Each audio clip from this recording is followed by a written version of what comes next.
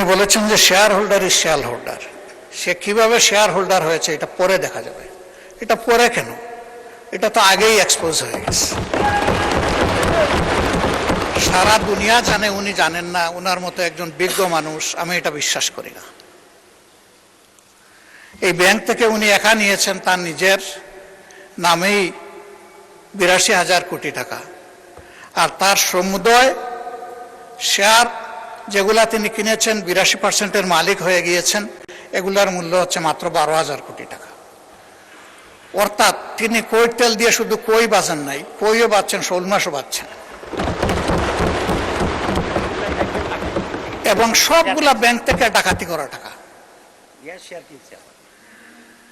সেই শেয়ারগুলা কিভাবে হস্তান্তর হয়েছে তিনি একটা প্রতিষ্ঠানের নাম এখানে বলেছেন, সবগুলা বলে দিলে ভালো হইতো। মাননীয় বিরোধী দলের নেতা, আপনি ভালোই বলছেন, কিছু কিছুটা অস্পষ্টতা আমার কাছে মনে হয় যে তিনি বলতে কাকে আপনি মিন করছেন, আর যেই আমলে এভাবে নিয়োগে বৈষম্য করা হয়েছে, অবৈধভাবে নিয়োগ দেওয়া হয়েছে, সেটা কি ফ্যাসিস্ট আমলে নাকি ইন্টারিম সরকারের আমলে?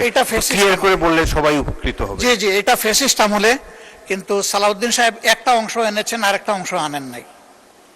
সরকার পরিবর্তন হওয়ার পরে ৫ আগস্টের পরে আমরা যতটুকু জানতে পেরেছি যে তাদের সকলকে আবার পরীক্ষায় আসার জন্য ইনভাইট করা হয়েছিল, যে আসেন, বিনা পরীক্ষায় আপনারা চাকরি নিয়েছেন, মিনিমাম নিয়মটা মানে এখন আপনারা চাকরিতে ফিরে আসেন।